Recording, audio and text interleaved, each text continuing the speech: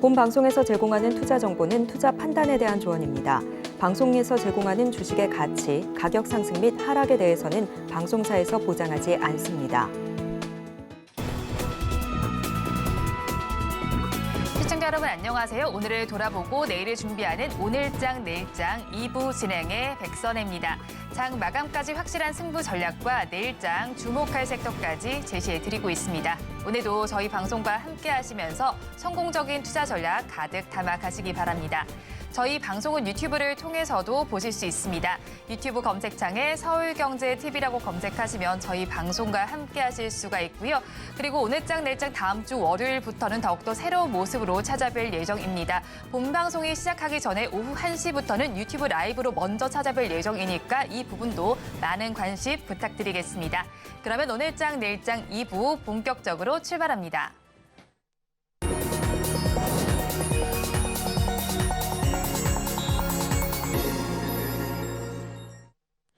급락하는 종목에 대한 생존 전략을 모색해 보겠습니다. 종목 SOS 시간, 오늘은 신한투자증권 이호석 차장과 연결되어 있습니다. 차장님 안녕하세요. 네, 안녕하십니까. 이호석 차장입니다. 차장님, 저희 급락하는 종목들을 구조해 보기 전에 오늘 시장 상황부터 점검하겠습니다. 오늘 시장 어떻게 보시나요? 네, 우선 오늘 시장은 돌아온 외국인들이 시장의 반등을 이끌었다라고 표현하는 것이 맞을 것 같습니다.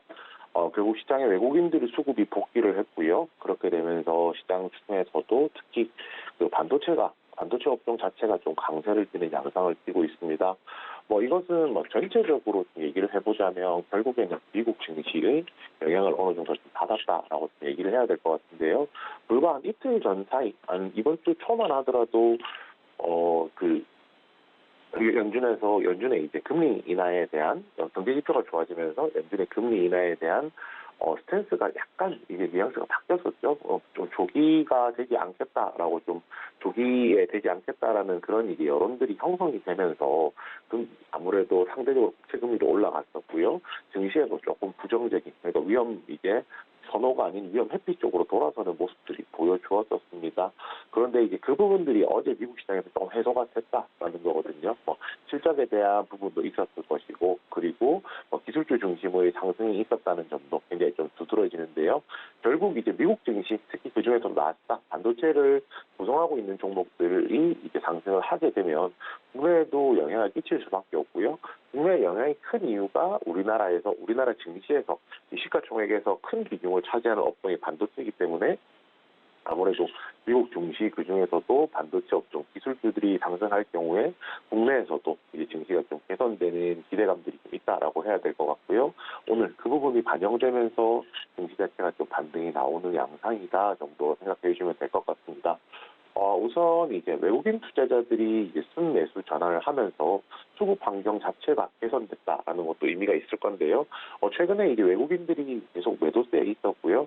한 이틀 전부터 그 선물 시장에서는 이제 순매수로 전환을 하는 모습들도 보였지만은 이 부분들이 시장의 반등에 크게 영향을 주지는 못했었고, 여기서 조금 더 이제 생각해 볼 수 있는 것이 현물에서 순매수 전환이 나오면서 바닥을 만들어낼 수 있을 만한 요소가 되었다.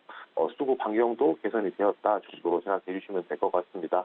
이런 장이 되면 대체적으로 나타나는 양상 중에 하나는 기존에 이제 수급을 끌어당기던 이제 종목이라든지 업종이라든지 말 그대로 이런 종목들은 이슈에 의해서 좌우가 많이 되잖아요. 그런 종목들보다는 실적이라든지 이런 내용들에 조금 더 종목들이 더 많이 움직이기 때문에 시장 자체의 균형을 맞추는 데 있어서는 오늘 필요한 하루였다라고 말씀을 드릴 수 있을 것 같고요. 마지막으로 이제 반도체와 더불어서 국내 시장에서는 시장을 이끌어가는 양대축이라고 할 수 있는데 2차 전지 같은 경우에는 이제 2차 전지 업종이 약세를 띄었습니다. 대표적인 내용이라고 하면 테슬라가 가격 인하를 한다든지 결국에는 전기차 시장에 대한 우려감들이 좀 존재를 한다라는 거거든요. 이 부분들이 시장에 조금 반영이 되면서 2차 전지 관련주들은 약세가 나왔는데요. 결국 이제 여기서 좀 주목할 포인트는 2차 전지가 많이 빠졌으니까 2차 전지로 접근하는 것이 나을 것이냐, 아니면은 반도체 반도체가 반등이 나왔으니 반도체에 접근하는 것이 나을 것이냐, 다음 주 전략에 대해서 좀 고민을 해볼 수가 있을 것 같습니다. 우선 지금은 떨어지는 조정을 받는 구간보다는 반등이 나오는 쪽으로 좀 더 포인트를 맞추는 것이 맞다라고 생각하고요. 상대적으로 오늘 하루 장을 보면서 반도체 업종에 조금 더 주목해보자라고 결론을 낼 수가 있었습니다.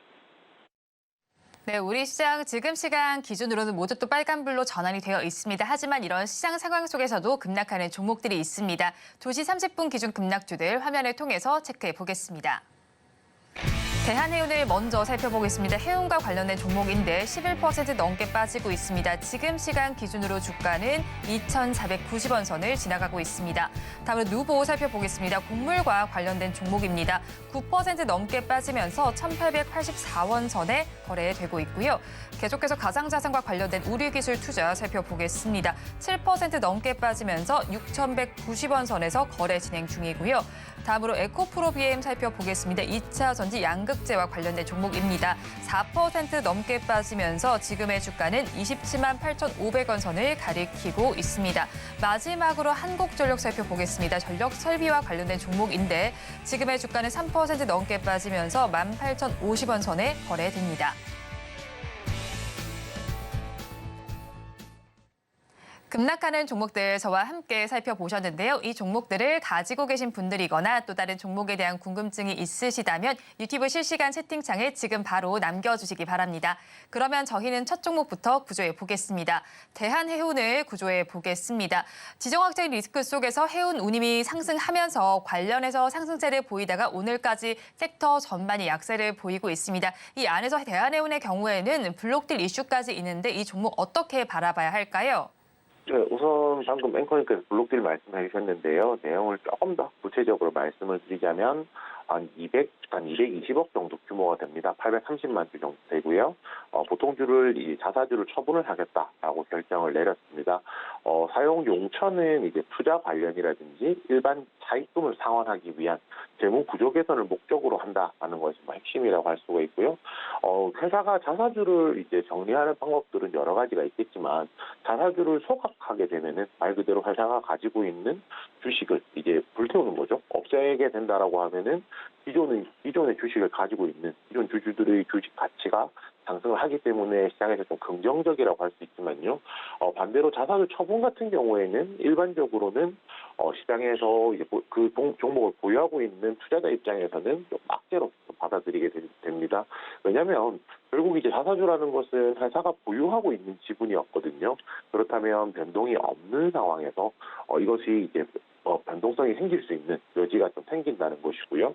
거기에 좀 추가적으로 생각해 볼 것이 결국은 회사에서 보유하고 있는 주식을 팔았다는 것은 그 회사에 대해서 어느 정도 투자를 하는 데 있어서 신뢰도가 조금 떨어지는 문제가 될 수도 있거든요. 그럴 때는 보통 이제 목적을 봅니다. 지금 투자나 아니면 일반 차익분 상환, 재무구조 개선을 위해서라기 때문에 어느 정도 좀 필요한 부분이었다 정도 생각을 할 수가 있을 것 같은데 아무래도 최근에 이 주가가 상승하고 있는 상황에서 이 자사주 처분이라는 것이 결정이 됐기 때문에 어느 정도 주가를 고점을 만든 것이 아니냐라는 투자자 입장에서는 인식이 나올 수 있다는 점도 같이 한번 말씀을 드리겠습니다. 우선 이제 아무래도 단기적으로 많이 상승을 했습니다. 홍해 리스크가 나오면서요. 아무래도 해상 운임이 이제 많이 올라간다라고 예측이 되면서 해운주들이 주가가 좀 많이 올랐었거든요. 많이 올랐기 때문에 그 부분에 대한 조정이 나왔다라고 저희가 조금 생각을 한다라고 하면 이 정도 조정이 나오는 것에 있어서는 그 자연스러운 현상 중에 하나다라고 좀 받아들일 수도 있을 것 같습니다. 당연히 단기에 상승했기 때문에 빠질 때도 단기에 좀 조정이 나올 수도 있다는 점은 저희가 염두에는 좀 두어야 될 것 같고요. 그렇지만 이제 이런 홍해 리스크, 지정학적 리스크라고 저희가 좀 통틀어서 부르는데 이런 지정학적 리스크라는 것이 단기간에 해소되는 것은 아니라는 겁니다. 지정학적 리스크가 한번 발생을 하게 되면 저희가 최근 들어서 가장 최장기간 이제 느끼고 있는 지정학적 리스크가 러시아와 우크라이나 전쟁이 될 수가 있겠죠. 그리고 우리나라에서도 북한의 최근 움직임이라든지 이런 부분들을 지정학적 리스크로 얘기를 하기도 하고요. 결국 우리 홍해 관련된 이제 지정학적 리스크에 대한 내용도 단기간에 이제 정리가 되는 부분은 아니라는 겁니다. 그런 관점에서 본다라고 하면은 해운 관련주에 대해서 기대감들은 여전히 유효하다라고 말씀을 드릴 수가 있고요. 그렇기 때문에 대한해운 같은 경우에 지금 뭐 악재가 나왔다는 아쉬움, 그다음에 단기 상승 때문에 조정이 나왔다는 아쉬움 같은 경우는 있지만 아직까지는 조금 더 기대해 볼 여지가 남아 있다라는 점 말씀드리겠습니다. 단기적으로 상승하면서 조정 국면에 들어가 있습니다. 그래도 상방 흐름이 조금은 있을 것이다라고 정리를 해주셨는데 그렇다면 가지고 계신 분들 어떻게 대응하면 좋을까요?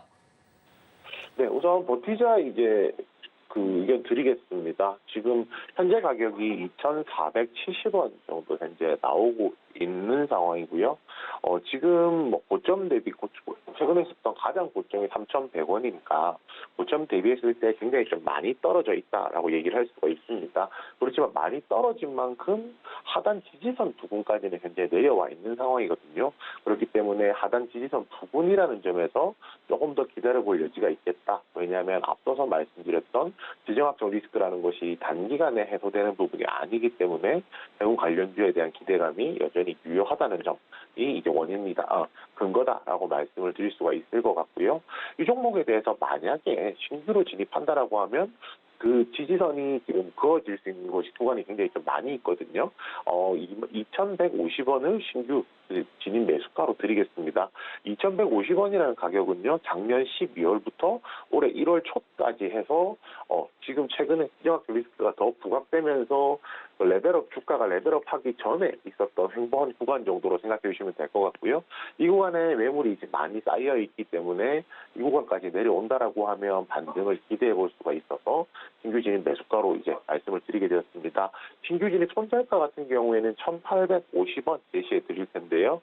1,850원은 만약에 제가 아까 말씀드렸던 그 지지선을 이제 이탈을 했을 경우에 그 다음으로 지지라고 할 수 있는 120일 이동 평균선이 있는 자리입니다. 120일도 평균선 있는 자리가 1,850원 정도이기 때문에 이 구간에서 한번 기대를 해볼 수가 있고요. 마지막으로 목표가는 2,500원 제시해 드리겠습니다. 2,500원은요, 만약에 2,150원에 들어간다라면 지금 가격하고 굉장히 좀 유사한 가격이거든요. 현재 주가가 이제 레벨업을 하고 나서 이제 레벨업을 하고 최근 상승 부분을 제외한다라면 레벨업한 이후의 바닥 가격 정도가 2,500원 정도라고 판단이 됩니다. 이 구간까지 간다라고 하면 아무래도 좀 저항이라든지 매물 부담이 나올 것이기 때문에 신규 진입 매수가 2,150원 그리고 목표가 2,500원으로 접근해 보시면 되겠습니다. 대한해운에 대해서 버티자 전략 주셨고요. 신규로 진입을 하신다면 주가가 레벨업 하기 전 횡보 구간인 2,150원에 해보시고요. 이때 손절 라인은 121선에 해당하는 1,850원 잡아주셨습니다. 그리고 목표 주가는 레벨업 이후 바닥 구간인 2,500원 제시해 주셨습니다. 그러면 저희 다음 종목 구조해 보겠습니다. 에코프로 BM을 구조해 보겠습니다. 아직 실적이 공개되진 않았지만 전망이 그다지 밝지 않을 것으로 예상이 되는데 주가 흐름은 어떻게 나타날까요? 네. 지금 방금 전화가 살짝 안 들려가지고요. 다시 한번 말씀해 주시겠어요? 네, 에코프로 BM의 경우는 아직 실적이 공개는 되지 않았습니다. 하지만 전망이 그다지 밝지 않을 것으로 예상이 되는데 앞으로 주가 흐름은 어떻게 나타날까요? 네, 우선 이제 에코프로 BM 같은 경우에 지금 당장 안 좋은 내용에 대해서는 얘기해 볼 부분이 이런 부분입니다. 우선 실적이 나쁘게 나왔었거든요. 4분기 실적이 컨센서스 시장의 예상치보다 더 하회하는 실적이 나왔습니다. 너무 당연하게도 실적이 기대치보다도 못 미친다라고 하면 투자자 입장에서 매도라든지 이런 식으로 대응을 할 수가 있는 여지가 있기 때문에 오늘 주가의 하락에 대해서는 그렇게 좀 설명을 할 수가 있을 것 같고요. 구체적으로 수치로 조금 얘기를 해보자면 작년 4분기에 영업 적자가 이제 102억 정도 나왔습니다. 지금 컨센서스 시장에서 예상치가 한 570억 정도였거든요. 그런데 570억 정도였음에도 불구하고 오히려 적자가 나왔다는 점 생각해보면은 실적 자체가 나쁘게 나왔다라고 좀 생각을 해야 될 것 같고요. 이게 지금 정확하게는 나온 건 아니고 전망이 나온 거기 때문에 유출을 하는 것이긴 하지만 어찌됐건 간에 기대치보다는 못 미친다 정도로 생각을 해야 될 것 같습니다. 특히 그중에서도 이제 탄산 유통 가격이 작년 4분기가 그전 3분기 대비했을 때 한 40% 정도 하락을 했거든요. 그렇기 때문에 4분기에 이제 재고평가 손실, 이미 구매해놓은 리튬 가격이 떨어졌기 때문에 이 재고평가 손실이 발생을 하면서 이것이 반영을 하면서 이게 실적이 더 나빠졌다 생각을 해주시면 될 것 같아요. 그리고 중요한 것은 사실 이겁니다. 결국은 에코프로 BM이 양극재를 만들고 있고 이 양극재가 전기차, 배터리, 그러니까 2차 전지에 있어서 가장 핵심적인 소재가 된다라는 것인데요. 결국 이제 이 논리가 성립을 하려고 하면 전기차의 판매량이 더 늘어나야 된다는 겁니다. 전기차가 더 많이 판매되면 판매될수록 배터리가 더 많이 필요하게 될 것이고요. 그 배터리, 그 2차 전지에 들어가는 양극재 또한 수요가 늘어난다라고 생각하기 때문에 사실은 뭐 에코프로 BM, 그다음에 LNF 같은 종목들이 작년 한 해 동안 시장에서 부각을 좀 받았던 것인데요. 그 최근에 이제 테슬라의 움직임을 보면 이런 이제 성장세라는 것에 조금 제동이 걸리지 않을까라는 좀 우려감이 나온다라는 겁니다. 쉽게 말해서 이제 테슬라 같은 경우 자동차 가격을 좀 낮추고 있잖아요. 결국은 생각보다 많이 팔리지 않기 때문에 가격을 낮춘다라는 관점에서 생각을 한다라고 하면요. 결국 이제 많이 팔리지 않는다는 것은 판매 대수가 기대보다 줄어든다는 것이고요. 그렇다는 것은 결국 배터리, 2차 전지, 양극재 이런 이제 수요들이 많이 줄어든다는 관점에서 앞으로 성장세에 대한 의문 부호가 좀 붙어 있다라는 것이 에코프로가 가지고 있는 약점 중에 하나다라고 좀 말씀을 드려야 될 것 같습니다. 결국 이제 이런 부분들을 말씀을 드리게 되면 사실 좀 부정적인 내용만 말씀을 좀 드리게 되는 것은 맞는데요. 사실 뭐 이런 부분도 같이 말씀을 드려야 될 것 같아요.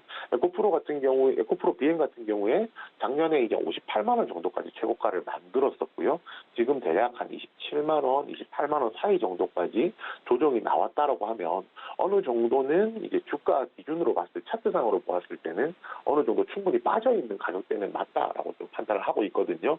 그렇기 때문에 성장세에 대한 의문 부호가 붙은 것은 맞지만은 또 이제 다른 관점에서 본다라고 하면 주가가 충분히 떨어져 있는 것도 맞다. 이 양 측면을 좀 다 보아야 된다라고 말씀드리겠습니다.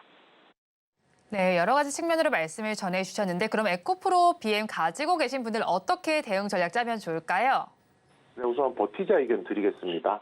제가 앞에서도 말씀은 드렸지만요. 결국에는 성장이라는 것에 의문 부호가 붙는다는 것이 긍정적이진 않겠죠. 그렇지만 그런 기대감들을 반영했을 때의 주가 대비했을 때 주가가 한 절반 정도 내려와 있기 때문에 그리고 지금 가격대가 얼추 이제 매물대의 하단, 가장 많은 매물대의 하단에 놓여 있기 때문에 반등에 대한 기대감도 어느 정도 남아 있다는 점도 같이 말씀을 드리면서 버티자 의견을 드리겠습니다.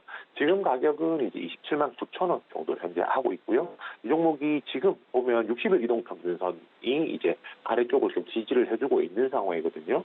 지금 구간에서는 반등에 대한 기대감들이 있기 때문에 오히려 좀 버티는 것이 맞다라고 판단을 하고 있고요. 반대로 이 구간은 이제 아래쪽으로 깨고 내려온다라고 했을 경우에 추가 매수 혹은 신규 진입 그리고 손절가에 대해서 다시 한 번 더 좀 체크를 해볼 필요가 있다라고 생각합니다. 만약에 신규로 진입을 한다라고 하면 이 종목에 대해서 22만 원 제시해 드릴 텐데요. 그 22만 원이라는 가격은요, 한 작년 11월 정도에 만들어진 주가 하단 가격 정도라고 생각해 주시면 될 것 같습니다. 이때 이제 공매도 금지가 되고 주가가 급등한 이후에 조정을 받으면서 한 22만 원대를 유지하다가 이제 작년 연말부터 주가가 다시 한 번 더 올라오기 시작했었거든요. 그렇기 때문에 22만 원을 지지선으로 좀 판단해서 신규 진입 매수가는 22만 원 해주시면 되고요. 손절가는 18만 5천 원 드리겠습니다. 작년 11월 1일이었는데요. 최저가가 18만 7천 원 정도였거든요. 만약에 조정이 나왔을 때 이 구간을 좀 지키지 못한다라고 하면 추가적으로 하락의 여지가 있다라고 판단해서 손절가 18만 5천 원 드리겠고요. 마지막으로 이제 목표가는 27만 원입니다. 22만 원에 매수한다라고 하면 결국 이제 지지선은 아래쪽으로 깨고 내려갔을 때 반대로 이제 올라올 때는 저항선이 된다라고 얘기하잖아요. 60일 이동 평균선이 자리하고 있는 자리가 27만 원 정도입니다. 만약에 22만 원에서 반등이 나온다라고 했을 때 아무래도 27만 원 부분에서는 매물이 많기 때문에 이 종목에 대해서는 목표가 27만 원으로 정했습니다. 에코프로 BM에 대해서도 버티자 전략을 주셨습니다. 가격 전략 살펴보면 신규로 진입을 하신다면 지난해 11월에 만들어진 주가 하단 가격인 22만 원에 해보시고요. 이때 손절 라인은 지난해 11월 1일 최저가 부근인 18만 5천 원 잡아주셨습니다. 그리고 목표 주가는 60일선에 해당하는 27만 원 제시해 주셨습니다. 그러면 저희 마지막 종목도 구조를 해보겠습니다. 한국전력을 구조해 보겠습니다. 총선이 다가오면서 정부와 여당이 전기요금 인하를 검토하고 있다는 소식이 전해지면서 오늘 장에서 약세를 보이고 있습니다. 앞으로 어떤 흐름이 나타나게 될까요?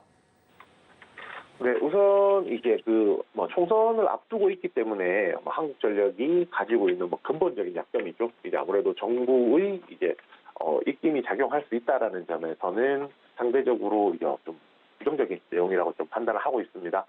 결국에는 이제 총선을 앞두고 나서는요. 총선이라는 것은 국회의원을 뽑잖아요. 그러면은 국민들의 여론, 민심이라는 것이 중요한데 지금 구간에서 전기요금을 인상한다라는 것이 좀 부담이 될 것이고 오히려 이제 민심을 잡기 위해서는 국민들에게 필요한 국민들이 좀 체감할 수 있는 전기요금 인하라든지 이런 부분이 좀 필요하다라는 점에서는 오히려 총선을 앞두고 있기 때문에 한국전력의 입장에서는 좀 불리한 소식이다. 그리고 아직까지 이 내용 자체는 확정은 아니잖아요. 확정은 아니기 때문에 아직까지 여지가 있긴 하겠지만 충분히 이제 나올 수 있는 시나리오라는 점에서는 한번 생각해볼 필요가 있겠다 정도 말씀을 드리겠습니다. 결국 이제 총선을 원래라면 이제 이제 전기요금을 올리는 부분에 대해서도 검토를 했을 텐데 아무래도 총선 이전까지는 이제 전기요금을 인상하는 거에 대해서는 아무래도 좀 제한적일 수밖에 없다라고 판단을 하거든요. 그렇기 때문에 한국전력에 있어서 투자 메리트가 조금 더 떨어지는 이제 구간이다 정도로 생각해 주시면 될 것 같습니다. 대신에 이 부분도 좀 얘기는 해야 될 것 같은데요. 4분기에 영업이익이 1조 2,900억 원 정도 나올 것이라고 좀 예상을 하고 있거든요. 그렇기 때문에 흑자 전환이 좀 예상이 된다라고 좀 얘기를 해볼 수가 있을 것 같고요. 4분기 실적이 흑자 전환된다라고 좀 얘기를 한다라고 하면 오히려 지금 구간에서는 나쁘지 않다 정도 얘기는 해볼 수 있을 것 같습니다. 그렇지만 이제 이 종목에 대해서는 다른 말씀을 드리는 것보다는요. 총선이라는 이슈 자체가 워낙 크고 한국전력 같은 경우에 이런 이슈에 대해서 영향을 많이 받는 종목이기 때문에 어느 정도는 총선 이후를 내다본다면 모르겠지만 총선 이전까지 단기의 매매를 생각한다라고 하면은 조금 주의할 필요가 있겠다라는 점 말씀드리겠습니다. 네, 주의점과 괜찮은 점 모두를 좀 정리를 해주셨는데 한국전력 가지고 계신 분들 대응 전략을 어떻게 짤까요? 네, 버티자 의견 드리겠습니다. 버티자 의견 드리는 이유는요, 되게 자주 말씀드리게 되는 건데 주가 자체가 지지선 부근에 와 있기 때문에 이 구간에서는 반등 가능성이 있어서 이제 말씀을 드리게 되는 겁니다. 현재 이제 한 18,000원 정도 가격을 지금 형성을 하고 있는 상황이고요.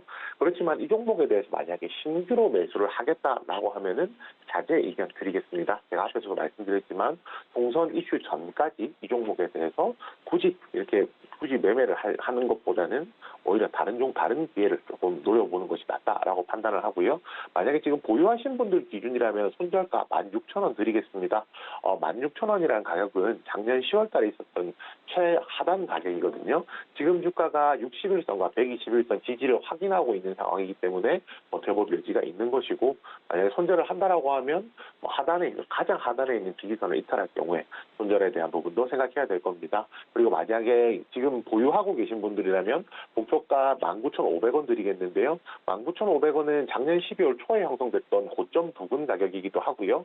그 이후에 작년 12월 말, 올 1월 초에도 19,500원 부근에서 주가가 밀리는 모습들이 보였습니다. 가장 두터운 매물대라는 거죠. 그렇기 때문에 그 가격이 매물을 충분히 소화하지 않는다면 그 가격 이상으로 올라가는 것은 시간이 많이 걸릴 것이라서 목표가 19,500원 드리겠습니다. 한국전력에 대해서도 버티자 전략을 주셨습니다. 신규 매수는 자제하는 것이 좋겠다는 의견을 주셨고요. 손절 라인은 가장 하단에 있는 지지선인 16,000원 잡아주셨습니다. 그리고 목표 주가는 지난해 12월 초 고점 부근인 19,500원 제시해 주셨습니다. 지금까지 신한투자증권 이호석 차장과 함께했습니다. 오늘 연결도 고맙습니다. 네, 감사합니다.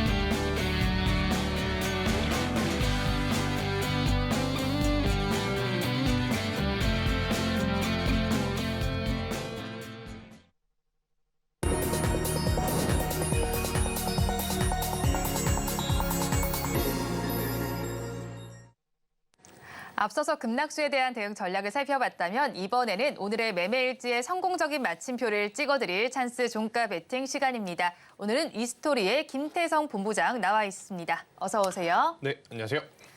본부장님과 이 시간에 짚어봤던 종목 리뷰를 먼저 해보겠습니다. 지난 12일에 공략을 해주신 종목인데 이노와이어리스가 지금 벌써 13%의 수익률이 나오고 있습니다. 이 종목 계속 바라봐도 괜찮은 건가요? 네, 일단 뭐 오늘 조정의 폭이 조금 나오고 있긴 합니다만 그래도 저는 계속 보셔도 괜찮다라는 생각이 들고 없으신 분들마저도 저는 현재 구간이라면 5G, 6G 관련 기업들은 충분히 좀 관심 있게 보셔도 괜찮다라는 의견 한번 드려보면서 대신에 이제 그 기업이 어느 한 분야에서 지금 강점을 가지고 있느냐 아니면 시장 점유율을 굉장히 높게 가져가고 있느냐 이 부분을 저는 꼭 체크를 하실 필요가 있지 않겠는가라는 생각이 듭니다.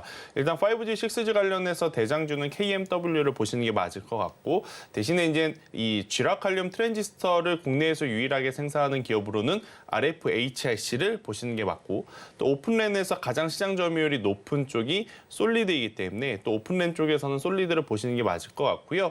일단 스몰셀이라고 하는 분야에서는 국내 유일하게 또 이제 이노와이어리스라고 하는 기업에서 생산을 합니다. 제가 지금 방금 말씀드렸던 게 국내 유일 혹은 시장 점유율이 가장 높은 이것을 좀 강조드렸던 것을 이제 여러분들이 인지를 하시면서 체크를 하셔야 될 것 같고 결국 이제 자율주행이라든지 로봇과 같은 산업 혹은 AI 산업이 이제 고도화되면 고도화될수록 기본적으로 이 통신 인프라는 필수적으로 좀 깔려야 된다라는 부분을 좀 생각을 해봤었을 때 뒤늦게 올라가는 감이 없지 않아 있어요. 하지만 실질적으로 실적이 반영이 되고 있거나 기술을 좀 가지고 있는 기업들은 현재 구간 저는 계속해서 관심 있게 보셔야 된다는 의견을 드려보고 싶습니다. 네, 현재 구간에서 계속 관심을 가지고 보자라고 전해주셨습니다. 리뷰는 여기서 마무리해보고요. 오늘도 장 마감까지 15분 정도 남아 있습니다. 종가 베팅할 종목은 어떤 섹터에서 찾아볼까요? 아무래도 애플 쪽이 오늘 시장의 변동성이 굉장히 큰 가운데 가장 강하지 않나라는 생각이 들어서 애플 관련주들을 여러분들이 한번 이 리스트업을 좀 해보셔야 될 것 같아요. 방금 이제 제가 5G, 6G 리스트업 한 것처럼 네. 애플 관련주들도 각각 기업이 가지고 있는 기술력이라든지 장점을 한번 차례대로 나열을 하면서 올해 상반기에 한번 여러 가지를 좀 체크를 해봐야 될 때가 아닌가라는 생각이 듭니다.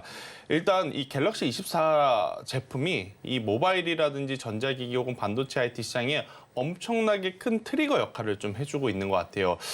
제 기억으로는 거의 한 6년 만에 7년 만에 이 모바일 제품에 이렇게 시장이 환호를 하는 것 같습니다. 사실 이제 과거에 이 스마트폰이 처음 보급됐을 때만 해도 계속 나오는 제품마다 이 시장에 관심이 쏠렸었거든요. 그런데 이제 어느 순간부터는 우리가 워낙 익숙한 디자인으로 계속 나오고 있고 여기에 이제 카메라 모듈이 하나냐, 두 개냐, 세 개냐, 네 개냐 이러한 부분만 좀 바뀌다 보니까 시장의 관심도라든지 어떤 신선함이 떨어졌던 상황 속에 이 가우스 AI가 탑재되는 이러한 부분들이 굉장히 또 시장에 신선함을 또 던져줬고 또 이제 그로 인해서 시장의 반응을 봤더니 엄청나게 지금 큰 호평을 받고 있는 상황이다 보니까 그것을 트리거 삼아 삼성전자가 이번에는 이 혁신의 아이콘인 아이폰을 제치고 애플을 제치고 먼저 신기술을 냈기 때문에 아이폰이 저는 가만히 있을 리는 없다라고 생각이 듭니다. 폴더블 폰은 뒤늦게라도 따라오진 않았어요. 하지만 이 AI, 온디바이스 AI 같은 경우에는 아이폰 쪽에서도 이제 다음 모델에 저는 충분히 적용이 될 가능성도 높게 지금 점쳐지고 있다라는 생각이 들어서 애플 관련주를 좀 보시는 게 좋을 것 같고요. 그리고 이제 두 번째로는 이 삼성의 갤럭시 S24 다음에 또다시 우리가 반도체 IT 전기전자에 주목해야 되는 이슈로는 바로 비전 프로가 있는 것 같습니다. 비전 프로 하나에 거의 한 500만 원에 육박하거든요. 그 돈을 누가 주고 누가 지불하고 살까 싶지만 제가 그 시연하는 영상을 봤더니 나도 여유가 되면 한번 사볼까라는 생각이 들 정도로 굉장히 지금 많이 발전이 됐어요. 그러니까 이제 단순히 기대감만 높인 것이 아니라 그 기대감을 충족시키는 기술력들을 지금 보여주고 있는 상황이다 보니까 이제 이 비전 프로를 앞세워서 공간 컴퓨팅 같은 경우에는 소비자들에게 조금은 편안하게, 그러니까 가격이 편안하지는 않습니다. 하지만 이제 조금 더 보급률이 늘어나거나 수요가 늘어나게 된다라고 하면 아무래도 접근성적인 측면에서 계속해서 좀 개선이 될 수 있지 않겠는가라는 의견 한번 들어보도록 하겠고요. 최근까지만 하더라도 애플은 지금 자존심이 굉장히 네. 구격이 될 수밖에 없죠. 그러니까 애플은 애플이었는데 불과 한 2달 사이에 마이크로소프트의 시가총액도 추월을 당했고 네. 그리고 오늘을 제외하고 그 전만 하더라도 여러 가지 온갖 곳에서 애플에 대해서 안 좋은 이야기, 매수가 하향 이야기가 나왔으나 어제 또 오랜만에 네, 이 애플에 대한 매수 상향 리포트가 지금 나온 상황이다 보니까 애플이 어제 시장에 거의 주도를 했다시피 했어요. 네. 그런 상황에서 필라델피아 반도체 지수도 다시 한번 신고가 가기 직전 영역까지 지금 올라온 상황이기 때문에 우리나라로 그것들을 그 섹터를 테마를 가지고 와서 대입을 해봤었을 때 당연히 애플 관련주들을 우리가 꼭 지금은 보셔야 될 때가 아닌가라는 의견 드려보도록 하겠습니다. 네, 그래도 좀 긍정적인 부분을 살펴보자면 애플이 지난해 삼성전자 누르고 전 세계 스마트폰 출하량 1위에는 오르긴 했잖아요. 그렇죠. 그런데 이제 어디서 발목을 잡혔냐면 사실 이제 인구가 가장 많은 쪽, 그러니까 중국 쪽에서 이 애플의 아이폰의 이제 수요가 좀 부진하고 있다라는 이슈가 애플 주가에 좀 발목을 잡았었던 상황이에요. 그리고 이제 중국 내에서 애플 브랜드의 점유율이 떨어지는 만큼 이 중국 자사 브랜드가 지금 계속해서 좀 올라가는 모습을 보이다 보니까 실적에 대한 부담. 지금까지는 애플이 애플을 했지만 네. 앞으로는 잘하면 중국 자체 브랜드에 밀릴 수도 있지 않겠는가라는 이제 부정적인 시각들이 좀 많이 나왔었던 건 사실입니다. 하지만 이 기술과 혁신이라고 하는 것은 아무래도 업력이 받쳐줘야 된다는 생각이 들어요. 그러니까 비전 프로를 또 앞세워서 저는 이 애플의 아이폰에 대한 수요도 점차 늘어날 가능성이 높고 갤럭시가 지금 카오스 AI 탑재 기능으로 네. 시장에서 점유율이라든지 판매 대수 혹은 모바일 사업부에 대한 눈높이를 엄청나게 높여갔지 않습니까? 만약에 애플이 AI를 탑재한다? 그러면 또 한 번에 이 트리거가 될 가능성이 높기 때문에 저는 시세가 다 반영되기 전인 지금 위치에서 한번 우리가 관심을 가져보는 것도 어떨까라는 의견 드려보도록 하겠습니다. 근데 삼성전자가 먼저 내놨잖아요. 그런 네. 만큼 선점 효과가 있을 텐데 애플이 조금 뒤늦게 내놔도 점유율을 확보할 수 있을까요? 애플 쓰시는 분들, 아이폰 쓰시는 분들은 안 바꿔요. 아이폰을 쓰십니다. 저도 사실 과거에 아이폰을 썼던 유저로서 애플의 이 삼성페이 기능이 없었더라면 네. 계속 아이폰을 썼을 것 같거든요. 네. 근데 이제 뭐 이건 저의 개인적인 내피셜입니다만 아이폰 쓰실 분들은 계속 아이폰을 쓰실 가능성이 높고 지금 이 갤럭시 S24를 보시면서 아이폰도 그러면 다음번에 다음 모델에 당연히 AI가 탑재가 되겠구나라고 이제 예측을 하시는 분들이 많기 때문에 삼성전자가 시장에 먼저 진출한 걸로 인해서 갑자기 시장 점유율까지 변동이 온다?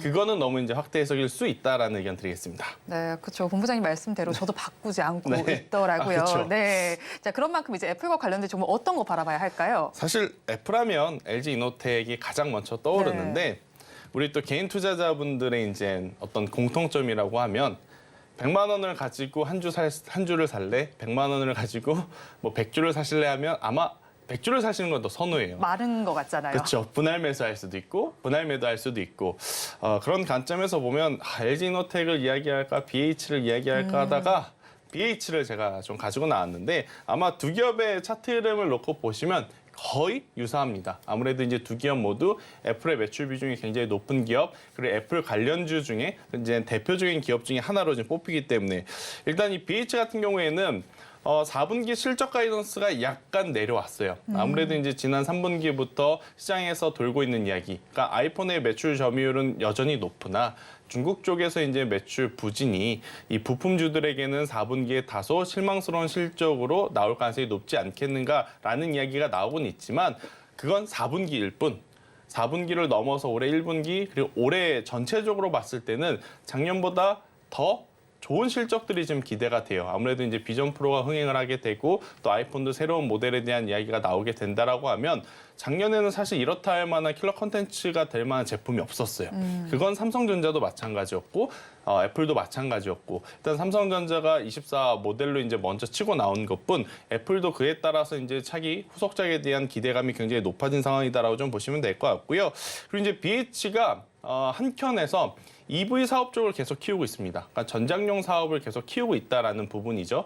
그러니까 LG 그룹 전체적으로 전장 사업의 진심입니다. 네. 그러니까 최근에 여러분들 그 LG 디스플레이의 매출 비중을 보면 전체 100% 중에 벌써 15%가 전장용 쪽으로 지금 발생을 하고 있어요. 그러면 이것들이 조금 더 뭐 납품하는 회사, 뭐 1차 밴드, 2차 밴드로 넘어가게 되면 당연히 수혜를 받을 수 있는 기업들이 생기는 거고 BH도 이 EV 쪽에 대한 매출 비중을 계속 가지고 있었던 상황이었거든요. 지금까지는 사실 눈에 띄는 성과는 안 나왔습니다. 하지만 앞으로는 대형 고객사라고 볼 수 있는 쪽에서 이 전장 쪽에 대한 이 투자가 진심이기 때문에 그에 따른 수혜도 저는 충분히 받아볼 가능성이 높다 생각이 들고 있고 모바일 트렌드가 드디어 전환점이 좀 된 것 같습니다. 네. 이번 이 갤럭시 모델에 따라서 트리거가 이제 예전에는 이제 하드웨어 중심이었거든요. 앞서서도 이야기했지만 카메라 모듈이 몇 개 달리느냐, 접었다 필 수 있느냐, 접을 때 이쪽으로 접히느냐, 위아래로 접히느냐 이거에서 드디어 이제 소프트웨어 쪽으로 한 단계 더 진화한 모바일 폰이 나왔고 그게 이제 우리가 생각한 것보다 더 편리해지고 과거 시리아, 지니아, 기가 지니아 이때보다 훨씬 더 지금 우리에게 접근성 자체가 높아진 상황이 되었기 때문에 저는 그로 인해서 이 애플 관련주들 지금 위치 자체가 그렇게 높지 않거든요. 그러니까 제가 이제 매매 전략까지 바로 좀 드려보면 네. 지금 대다수의 반도체 IT 기업들의 주가는 고공행진 중입니다. 그래서 여기서 더 갈 거냐 말 거냐, 여기서 사도 되느냐 안 되느냐 고민하실 게 뻔해요. 그런데 LG이노텍, LG디스플레이, BH 그동안에 소외받았던 이유는 물론 있습니다. 하지만 그들은 지금 투자를 한다라고 생각을 하고 현재의 주가 위치를 보면 굉장히 부담스럽지 않다라는 공통점이 있기 때문에 저는 BH 같은 경우에는 지금 구간대에서도 여러분들이 한번 매수를 해보시는 게 괜찮다라고 생각이 들고 있고 이 기업들은 손절가를 정하기가 오히려 쉽습니다. 손절가를. 그러니까 이 BH 같은 경우에는 최근에 가장 저점이 17,000원대거든요. 네. 17,000원대 가격이 이탈이 되게 되면 그때는 일단은 매도를 한다라고 생각을 하시면 될 것 같아요. 지금 현재 19,100원인데 17,000원, 그러니까 손절은 좀 짧게 가져갈 수 있다라는 장점 아닌 장점이 있고 만약 올라가게 되었을 경우에는 단순히 수급적으로도 22,000원이라고 하는 1차 목표를 저는 달성할 수 있다 생각이 들고 있고 여기에 만약 우리가 기대했던 애플의 AI 탑재 일정이 어느 정도 좀 구체화된다라고 하면 저는 25,000원까지의 상승도 충분히 나올 수 있는 상황이다. 특히 이제 애플 관련주들 BH, LG노텍은 개인 투자자들이 봤을 때 참 재미없는 종목일 수도 있습니다. 네. 아무래도 변동성이 그렇게 큰 종목이 아니기 때문에. 그럼 반대로 생각해 보면 길게 봤을 때는 굉장히 또 편안하게 투자할 수 있는 기업이라고 좀 볼 수 있거든요. 그래서 시청자분들 중에 나는 조금 길게 볼 종목이 지금 필요하다. 워낙 변동성이 지금 지쳤다. 필요하다 하시는 분들은 BH라고 하는 종목이 또 하나의 포인트가 될 수 있고 BH가 아니더라도 저는 LG이노텍을 선호하신다라고 하면 LG이노텍 또한 같이 움직일 수 있는 기업 중에 하나다라는 의견 드려보도록 하겠습니다. 네, 오늘 종가 베팅할 종목 BH 짚어주셨습니다. 그러면 저희 마감 동시효과 구간 우리 시장 어떤 분위기 보이고 있는지 살펴보겠습니다. 우리 양대 시장 강하게 출발한 이후 변동성을 보이다가 다시 또 마감을 앞두고 힘을 조금씩 내주고 있습니다. 코스피 시장 먼저 살펴보면요. 1.79%의 강세로 2,483선에서 마감을 할 것으로 예상됩니다. 다음으로 코스닥 시장 살펴보겠습니다. 코스피보다는 덜하지만 그래도 0.2% 강보 합세로 841선의 종가를 쓸 것으로 예상됩니다. 다음으로 수급 상황 체크해 보겠습니다. 코스피 시장을 먼저 보겠습니다. 외국인만이 홀로 사고 있습니다. 6거래일 연속 매도세를 보이던 외국인 오늘 드디어 매수로 전환이 됐는데 5천억 원 넘게 담아내고 있고요. 반면에 기관과 개인 동반 매도세를 보입니다. 다음으로 코스닥 시장 살펴보겠습니다. 코스닥 시장에서는 외국인과 기관이 쌍끌이 매수를 해주지만 개인 투자자들은 홀로 팔고 있습니다. 기관은 오늘까지 4거래일 연속 매수세를 보여주는데 1,709억 원 담아내고 있고요. 외국인은 200억 원 넘게, 개인은 1,000억 원 넘게 팔아내고 있습니다. 오늘 시장 상황 본부장님께서 어떻게 보셨나요? 포트에 엄청나게 지금 이 양극화 현상이 좀 나타나고 있지 않을까 생각이 듭니다.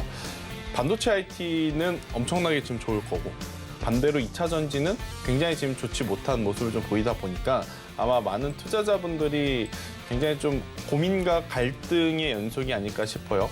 그러니까 수요일 같은 경우에는 공포심이 극에 달했다라고 하면 오늘 같은 경우에는 둘 중에 어떤 것을 선택을 해야 될까에 대한 고민이 좀 극에 달하는 시장이 아니었나라는 생각이 드는데 저는 지금 사실 대내적 변수, 그러니까 수급의 변수가 없다라고 하면 모멘텀 자체가 훼손되지 않는 반도체 IT 전기전자를 바라보는 게 조금은 더 유리하지 않을까라는 생각이 들고 있고 2차 전지 같은 경우에는 조금 더 기다려야 된다라는 이야기를 한번 드려보면서 아마 지금 가장 궁금해하실 부분은 엔캠인 것 같아요. 네. 그래서 엔캠을 한번 좀 짚어드리면 엔캠은 전해액을 만드는 기업이죠. 그러니까 전해액은 배터리 4대 요소 중에 하나입니다. 음극재, 양극재, 분리막, 전해액. 근데 양극재만 올라가는 것도, 음극재만 올라가는 것도, 분리막만 올라가는 것도, 혹은 전해액만 많이 팔린다라고 보는 것도 굉장히 어려운 부분이죠. 하지만 이제 포스코라든지 에코프로 그룹주의 이제 빈 공간을 엔캠이 그동안에 이제 굉장히 잘 차지해 줬었는데, 전체적으로 지금 엔캠도 미국에 투자한 돈을 회수하기가 참 부담스러울 수밖에 없습니다. 네. 미국 같은 경우에는 금리가 여전히 높은 상황에 공장 증설하게 된 부분을 그 증설한 부분에서 메꾸겠다라는 전략이었는데, 전방 수요에 대한 부진이 여전히 지금 자리가 좀 깔려 있어요. 그러다 보니까 전고점을 돌파하는 순간 여기에 이제 이 차익 매도 물량들이 이제 대거 지금 나타나면서 아무래도 이제 수급적으로 조정이 많은, 그렇게 많이 조정을 좀 받은 상황이다 보니까 많은 분들이 좀 고민하실 것 같은데, 2차 전지는 전체적으로 시간이 필요하다. 리튬 가격의 회복이라든지 전방 산업의 수요 회복 이야기가 나올 때까지는 저는 모든 종목군들을 조금 더 천천히 보시는 게 맞지 않겠는가라는 의견을 드려보도록 하겠습니다. 네, 2차 전지 종목군 천천히 보자라고 정리해 주셨습니다. 마감 동시호가 구간 함께 하셨습니다.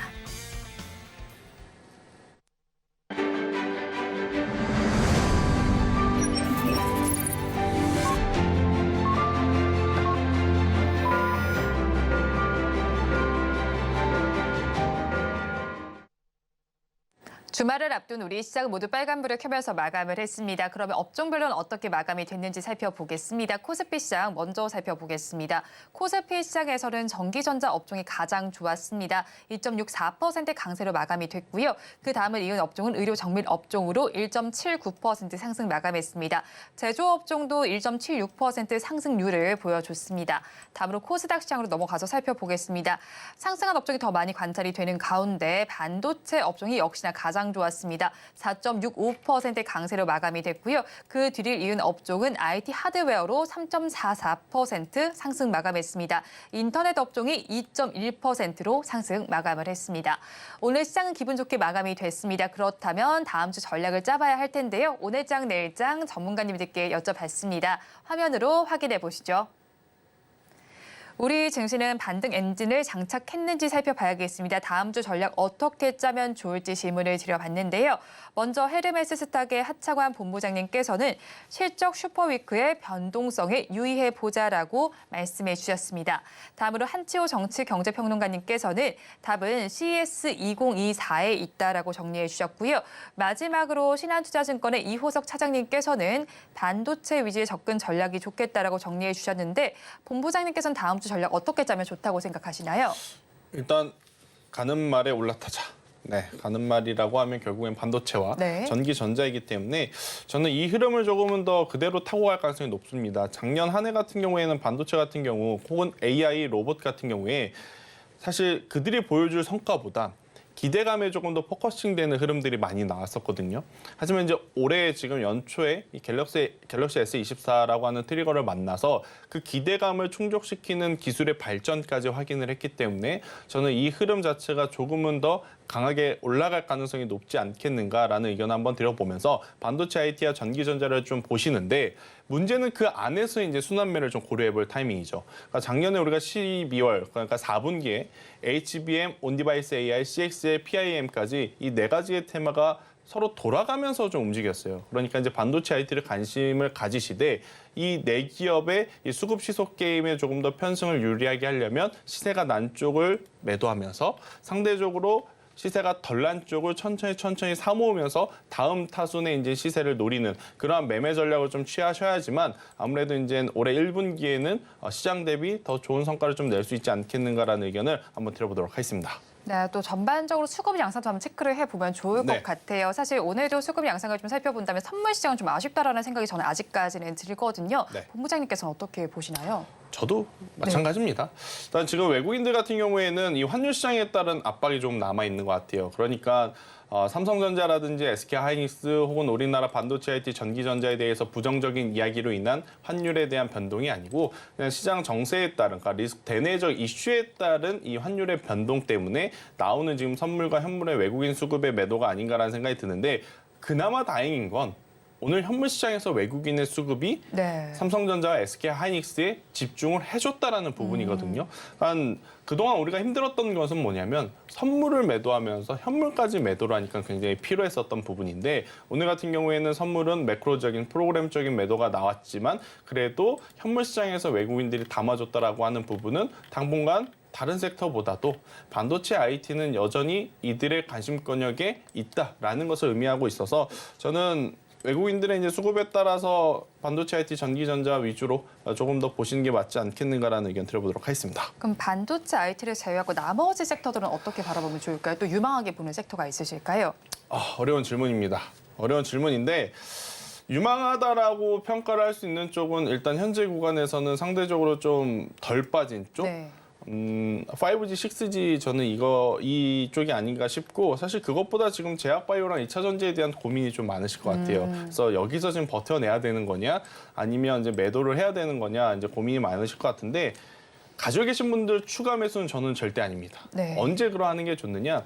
2차 전지라든지 뭐 관련주들의 4분기 실적 발표 나오고 나서 시장에서 그것을 선반영이라는 단어를 포장해 가면서 매수 흐름이 나오면 장대 양봉이 나오거나 이제 플러스가 되면 저는 그때 추가 매수를 해야지 지금 위치에서 오히려 더 빠질 수 있다라는 이제 좀 생각을 가지면서 조심스럽게 접근을 해야 된다 생각이 들고 있고 대신에 그동안에 없으셨던 분들 2차 전지를 사고 싶었는데 없으셨던 분들은 지금 이치부터 천천히 안 사면 언제 사겠습니까? 네. 라는 의견 한번 들어보면서 같은 기업을 바라보더라도 지금은 없으신 분들과 있으신 분들의 차이가 좀 극명하다. 2차 전지에 대해서 제가 조금 더 코멘트를 드리면 저는 산업에 대해서는 굉장히 긍정적으로 봐요. 네. 올해 상반기보다 당연히 하반기는 더 나을 거고 지금보다 내년이 더 나을 겁니다. 하지만 산업의 좋고 나쁘고와 주가를 사고 파는 것은 별개의 이슈라고 저는 생각을 하는데 기존에 가지고 계셨던 분들이 추가 매수를 하기에는 타이밍적으로는 조금 더 지켜봐야 될 부분들이 많다. 대신에 없으신 분들은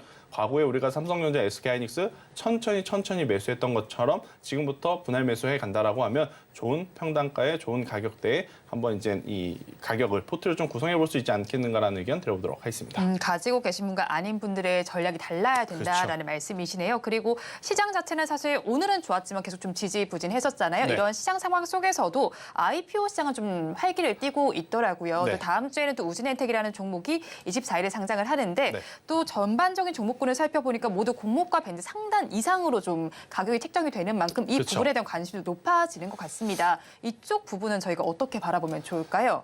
일단 우진엔텍 관련해서는 일단 관계사가 우진이 있습니다. 일단 이 기업 같은 경우에는 원전 관련주 중에 하나인데 실적이 되게 좋아요. 그런데 지금 정책적으로 좀 묶여 있는 부분들이 많다 보니 실적 대비해서 주가가 오르지 못한 부분들이 조금 아쉽긴 해요. 그래서 만약 이 주도주분들이 힘을 내지 못한다라고 하면 이런 IPO 시장에서 힌트를 좀 얻어야 되는데 지금 다들 공모가 최상 밴드 그 넘어선 상태가 좀 되었기 때문에 저는 우진엔텍도 좀 봐야 되고요. 또 HB그룹 안에서도 지금 네. 하나가 이제 나올 예정이거든요. 아마 이제 HB솔루션이라든지 HB테크놀로지와 이제 관련 있는 관계사가 인베스트먼트가 인베스트먼트죠. 나오죠. 네. HB 인베입니다. 인베가 이제 IPO 시장에 나오는데 이 기업 또한 대표적으로 이 기업이 가지고 있는 지분이 뭐가 있냐면 HPSP. HPSP도 상장하기 전부터 가지고 있었기 네. 때문에 이 기업의 성과도 저는 어마어마할 가능성이 투자를 높다라는 생각이 잘하더라고요. 들어서 저는 이들 기업 위주로 그러니까 이제 IPO 한다 그래서 모두 다 관심 있게 보신다라기보다는 그들이 가지고 있는 본업에서의 성과, 우진엔텍 같은 경우에는 그 계측기 관련 혹은 이 원전 해체 관련해서는 굉장히 독보적인 기술을 가지고 있고 HB 인베스트먼트도 그 시장 안에서 굉장히 이제 네임밸류가 있는 그런 상황이기 때문에 그러한 쪽 위주로 보신다라고 하면 저는 IPO 적극적으로 해보셔라.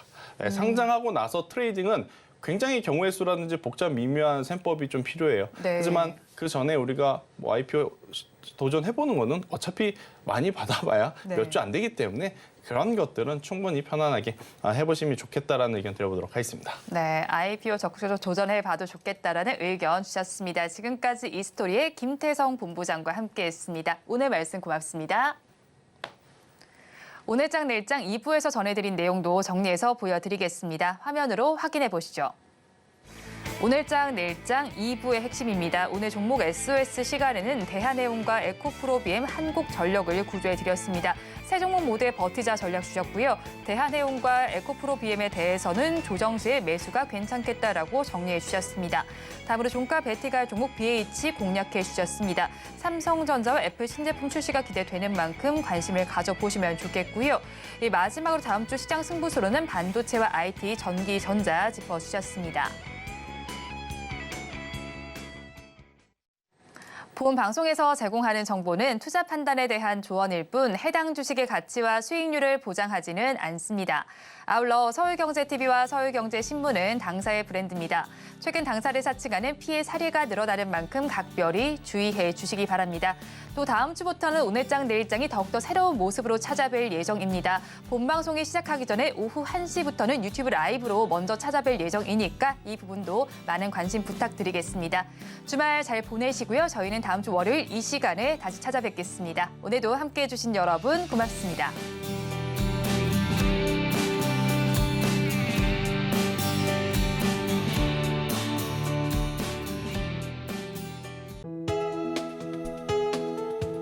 본 방송에서 제공하는 투자 정보는 투자 판단에 대한 조언입니다.